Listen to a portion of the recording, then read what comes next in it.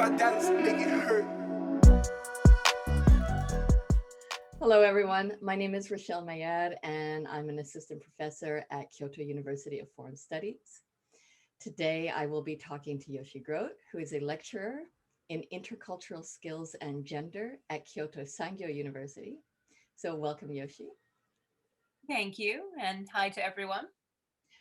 So maybe to start with, perhaps you could tell us a little bit about your background. Yeah, sure.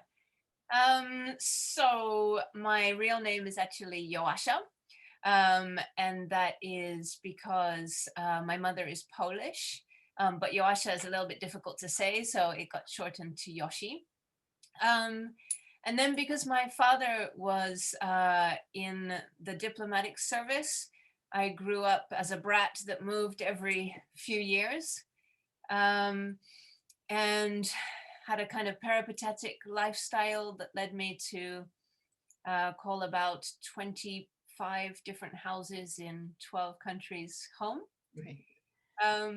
And so I guess kind of naturally from that, I got an interest in intercultural issues, which eventually led me to study intercultural skills at the University of Jyväskylä in Finland. Mhm. And that's probably also connected to why I get to teach these really awesome high-level content electives at Kyoto Sangyo University, including one in gender studies. All right. And I guess lastly, the connected part of my background is that having taught these kind of electives, LGBTQIA plus kind of topics come up a lot in those kind of classes. And my sort of personal decision to be a bit more open with my students about my own identity and my own family gave me this great opportunity about 5 or 6 years ago to tap into the LGBTQIA plus community at our university.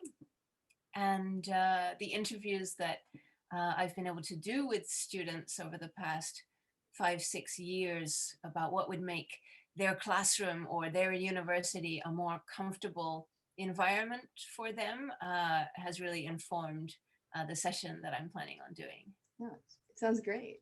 Thanks. Just as a brief follow-up, who are the students that join you these content classes that you teach? Basically, it's open to anyone in the university, and the electives are leveled. Right. These days, I teach mostly higher level, upper intermediate or advanced level electives due to the content that I'm currently teaching. But one of the wonderful things about that is that our ryugakusei can also take those classes. So that has also led to a really interesting multicultural environment in those electives, which has had some great benefits too. Right. Yeah, I imagine. All right. So let's move on and talk about your plenary. Okay. So I believe your plenary is on Sunday, November 22nd in the afternoon. That's And right. the title is Supporting Diversity in the Classroom. Mhm. So could you tell us more about that? Sure. Well, first of all, the title I realize is a little bit misleading because although it says supporting diversity, I'm only really talking about one type of diversity, which is diversity of sexual orientation or gender identity. I do very much think it's very important to support all different kinds of diversity in the classroom, but I was specifically asked to focus in this area. So in my session, it's kind of broken into two parts. In the first half, I'll be talking about, why should we be supporting this in the classroom? Because I know that some teachers might think, why should I be concerned with the personal identity of my students? I should be treating them all the same anyway. And in many ways, of course, they're right. But I hope to make a case for why the English language classroom is just this ideal environment for supporting these students. And not just those students, but also for the benefit of the other students in the classroom. And the second half is, again, informed by years of talking to LGBTQIA plus students on campus and interviewing them. And really excitingly for me, I found that we can break it down into really 4 easy practical steps, 4 things that we can all do to a greater or lesser extent in our classrooms to make these individuals feel way more comfortable, which I think is great. Right. So just to follow up on that, and to follow up on what you had said before, so you mentioned that you teach a lot of elective classes and higher level classes, but Yeah. is there a way to support diversity in the classroom in lower level classes, mixed level classes, regular, English communication classes, that sort of thing?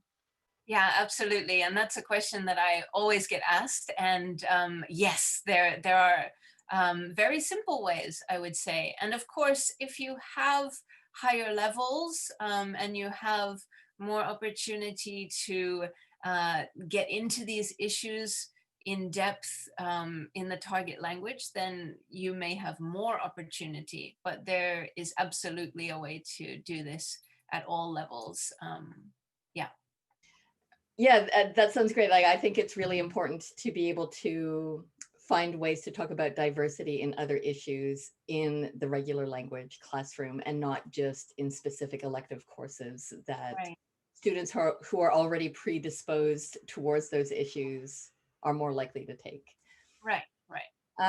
Yeah, personally for me, I'm really looking forward to joining this plenary on Sunday. Thank But you. you will also have 2 other presentations during the JALT conference. One is on Monday called Practical Steps to Empower Diversity. And the Right. other is on Saturday before your plenary called Vulnerability and Positivity for Deeper Learning. Yeah. Maybe you could tell us a little bit more about those presentations as well. Sure. Let me start with the one after the plenary, which is on Monday, the practical steps. So that's a long workshop, and it's basically an opportunity for us all to dive into those 4 steps a little bit more deeply. It's going to be an interactive session. I'm going to be making you work. We will look at all of those steps, and I also really would like people to get into discussion groups and to share their own stories, because I'm sure that as teachers we have all been doing this at various different levels, and we have different things that we could share. So my goal is to come out of that session with a really solid resource list of ideas or methods that others have used that have been successful.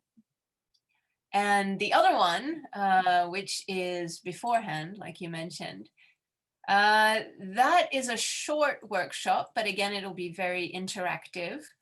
And that one is focusing on using intercultural team building techniques. I used to work as an intercultural trainer, and I found that a lot of the things that we did for intercultural training, they actually work brilliantly in the classroom. So I'll be showing some intercultural team building techniques, some self-disclosure activities, and also some activities or methodologies that are coming from positive psychology, and explaining how I sort of combine those and use them in place of your regular warm-up that you might spend 5-10 minutes at the beginning of the class. You might be asking your students about their weekend. How I do these in place of that, and how I feel that we can use that to build a really cohesive classroom culture, which lends itself to the discussion of harder topics later on. Do you find these team building techniques work equally well in a face-to-face class as in an online class, or have you had to adapt some of this technique? Yes, I've absolutely had to adapt. Many of them have not worked as well in an online setting, Right. but I think that's more just a question of me not being as prepared for that kind of Right. environment. I hope there are people out there researching team building in online settings. I think there are. But I'll mostly be talking about the real face-to-face ones Right. that we'll hopefully all be going back to, and maybe people can feed back to me how those could be adapted to an online setting, because that would be great. Right. Yeah, I find, and I'm sure many teachers have found over the past year with online classes, there are some real benefits to it, but one of the negative aspects is really developing any kind of camaraderie between the students, because everyone's stuck behind a little screen if they even choose to put their cameras on. So Right, especially I guess if they don't know each other yet. I mean, right, right. yeah. Yeah. All right. Yeah. All of these sound really interesting, and I hope everyone watching this will be even more inclined to show up to your presentations during the conference. Thank you. I'm really excited to have people there and also to hear their ideas. Right. And like you said, like I am also interested in hearing what other people have done, because however creative we are as a teachers, whatever knowledge we have, we can always learn from others as well. Absolutely. Yeah. All right. Well, thank you very much for joining me today. And Thank you, again, Rachelle. looking forward to your plenary in, I guess, less than 2 weeks now. A few weeks, yeah. All right. Bye. Thanks very much. Bye.